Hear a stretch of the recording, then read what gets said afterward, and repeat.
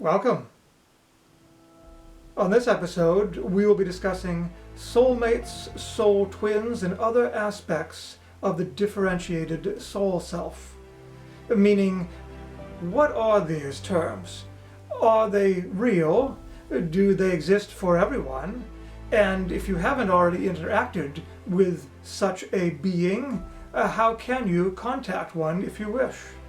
So, let's do a quick refresher. The soul is a bit of consciousness, if you'd like. The soul is an expression of the larger reality of all there is. The soul is much more than just an individual bit of consciousness or essence in your individual body. You are actually an expression of a larger sense of self. You're coming into this material reality on earth, inhabiting a body, and being a representative of a larger entity, which you frequently call your oversoul, your higher self, and so on. So already, you are a small part, if you'd like, of a larger sense of selfhood. And this is important because when you think of your own identity, you're thinking of it primarily from an egocentric point of view. And that's not to be pejorative. That's simply to say that your perspective from within this experience is necessarily limited. When you do metaphysical work and spiritual work to expand that perspective, then you can start to glimpse and to appreciate and to get ineffable feelings about your larger selfhood.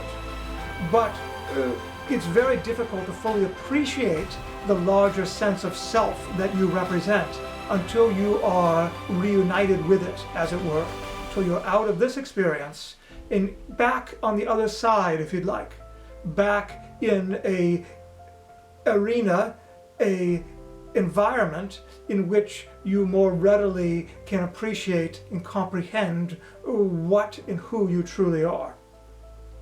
Why do we say that? Because to properly understand these various terms of soulmate, of soul twin, and so forth, you need to keep in mind how souls actually work. So the oversoul is sending out representatives into various realities, various planets, various realms of existence. Now, specifically on Earth, what that means is you're part of a reincarnation cycle. The soul bit, the soul essence comes into one body and then out of it and back into another and so on until the soul is satisfied that it has completed whatever arc the soul wanted to explore in your reality. So, do you have a soulmate? Well, the short answer is yes, you do. You have a soulmate. The asterisk is that soulmate may or may not be incarnated with you on this planet at this very time. Soulmates are souls that are very closely aligned with you. And from a different perspective, if you want to go up another notch aerially and look down, as it were, upon your oversoul, the oversoul of your soulmate would be co-joined with your oversoul. And both of those souls, those oversouls now, are themselves constituent parts of a larger oversoul. And this, in case you're wondering, goes on and on and on. You have a soul group. The members of that soul group are also coming from oversouls who themselves are all representatives of a larger oversoul that encompasses all of your identities. It may sound confusing or even disempowering, but it's not. None of the individual awarenesses are destroyed. They operate like cells in a body, and collectively they create greater and greater forms of identity. So your soulmate would be someone in your soul group, and they aren't your soul exactly, but they are closely related, and if you went up from a higher perspective, you would realize that there is a larger organization of consciousness from which you both descend, if you'd like. So that's how this family tree of soul works in a very quick sketch. Your soulmate may or may not come to Earth. If you feel you have a soulmate, you most certainly do. But not everybody wants one when they're coming to Earth to have this Earth experience. There's many reasons why you may not want one. You may not be intending to stick around very long. That's a very common reason. You may already have in your blueprint that you're going to have a shorter life. Or you may have a life that's going to be very focused on something that demands all of your attention, and you, by virtue of having a soulmate, it would be too much of a distraction. It would take you into other realms of experience and exploration which you wouldn't want to explore in this incarnation. Or there might be an intensity to what you're doing that would prohibit having a soulmate. And this would all be agreed upon before the incarnation begins. But your soulmate would still be waiting on the other side for you. And he or she may go off and have their own exploration, either on this planet, unbeknownst to you, the incarnated self, or in another realm of existence. Now, is this coupling absolutely required? It is. It's required because souls, even on the other side, are always seeking balance with consciousness. The consciousness is interacting, and you need a duality to do that.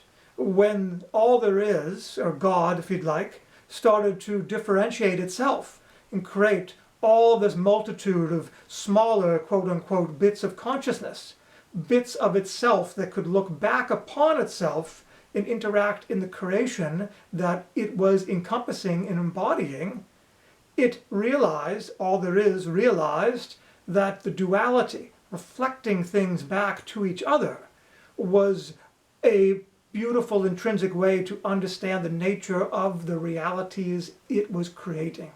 You see? So, yes, you're coupled with a soulmate. Now, at the same time, you have a soul group. So different members of that group may play larger or smaller roles. They may act like a soulmate for a while. In other words, you might have many incarnations with someone from a soul group that is having intimate relations. And remember, those relations aren't always necessarily coupling. It could be an intense relationship between antagonists even, or it could be an intense relationship between rivals, or an intense relationship within a family, a parent and a child, or siblings, or very good friends. It most often is not negative. Soulmate relationships are usually quite positive, but we did throw in antagonist and rival to let you know that it's not always smooth sailing. Sometimes soulmates necessarily explore rough patches in order to better appreciate and harmonize with each other once they've worked through the issues inherent in that conflict. Now, that's the quick sketch of a soulmate. And if you're looking for a soulmate, we'll tell you in a little bit how you can attract one if you haven't found your soulmate yet. Soul twin is often used as well as a term. This very often is a confusion between soulmate and soul twin. Soul twin is useful if you're thinking about a differentiation of one consciousness. So now think of the soul that's descending into individual incarnations. There are indeed times when a soul will create aspect selves. It will divide, instead of into one being, into multiple beings. And bear in mind, they don't all have to be the same kind of being. You could divide into a human and a tree and a cat.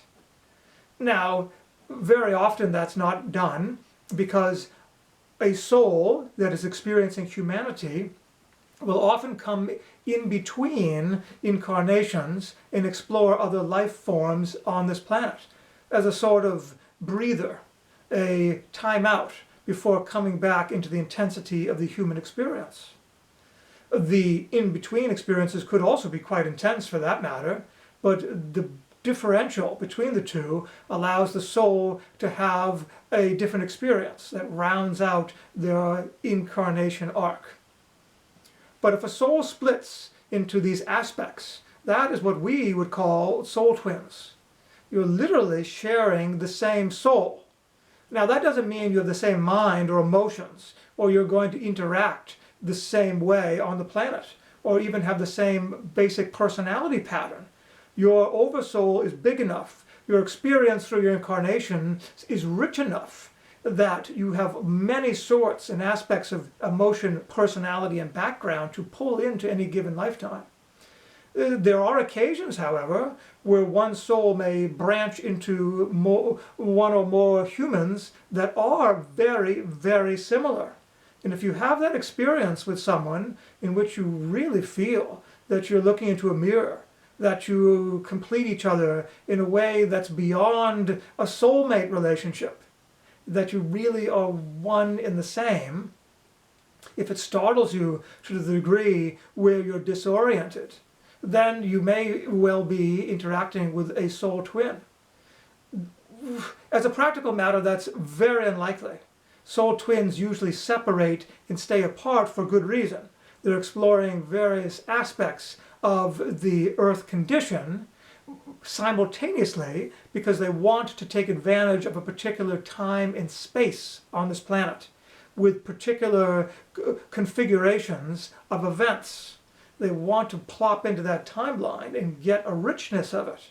If they all became roommates and hung out in the same apartment building and played the same records and formed a little band or something, they would sort of defeat the purpose of having a breadth of experience, wouldn't it? It would create a solidarity spread out through 3 human bodies, which would be redundant in the terms of this Earth's arc. Now, having said that, there are other places, even other versions of this Earth, where the soul will split into multiple bodies on purpose and interact with those bodies.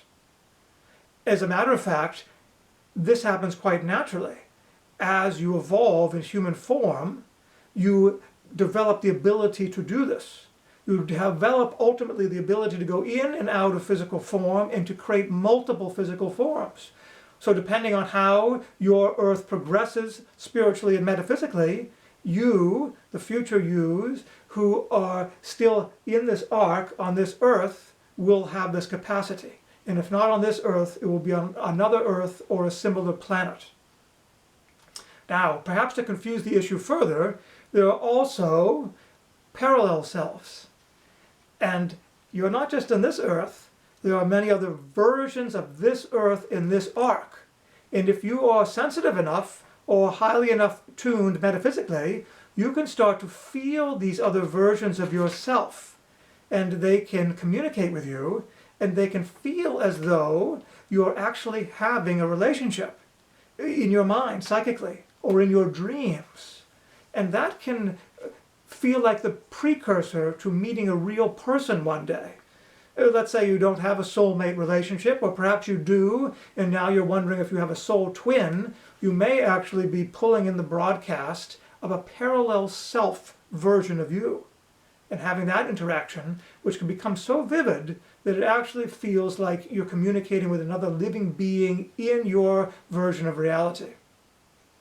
Now, how would you sort all this out if you wanted to? Well, discernment is always the key. You need to develop your inner compass, as we've talked about before.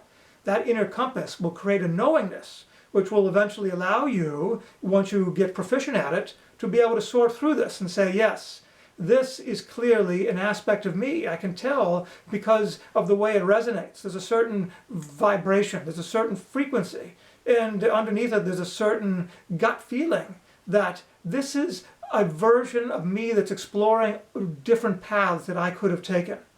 And as you interact with this energy, with this part of your personality, or this parallel personality more like, then you may actually begin to discern clues. You may share information. It might easily become readily apparent that you are both experiencing parallel reactions that you compare notes on. If you're a soul twin, it may feel as though you're talking to a really dear, dear friend, or even a literal twin that just understands you inside and out, almost can read your mind. This can also be a bit confusing because you might think it's an angel or a spirit guide. But if you're talking to a true soul twin, you'll be experiencing, at some level, more mundane information. You'll be talking as though you are coming from the same level of experience. You will not have the same transcendent quality. you will get from talking to an angel or a spirit guide or an extraterrestrial, you see? These are very subtle differences. These can help you navigate. But perhaps most importantly, those who do not have a soulmate want to know if they have one. Or they're with a person who they want to know if that is their soulmate. Now, as we said, if you feel as though you are drawn to the idea of soulmates, then you most likely have one. That urge is usually the compass point, trying to get you oriented in the direction of finding this person. Now, if you're with someone and wondering if they are your soulmate, well then, chances are they're not. There should be something inside of you that tells you that you are with the soulmate that you're meant to be with. Now, it doesn't have to be an overwhelming sense. Like we said, sometimes things can be a little rocky. They may not always be smooth sailing with a soulmate. But there still should be something deep inside of you, a knowingness, a compass point that brings you back and says, yes, whatever's going on here, this is where I should be. And it's more than obligation. It's not out of a family duty or a honoring of vows. It's not out of fear. It's not out of not knowing where else to go or who else to be with. It's not out of superficial qualities, like they have money, or they're super attractive, or something else that's appealing to you despite all the deficiencies in the relationship. It's more a deep feeling in the gut. It's a glow.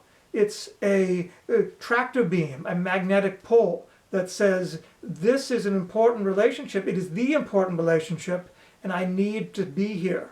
I need to see it through. Will a soulmate relationship be rocky forever? It shouldn't be.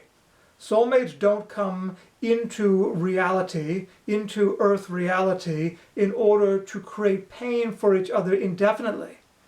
Whatever pain you're feeling from a soulmate is karmic.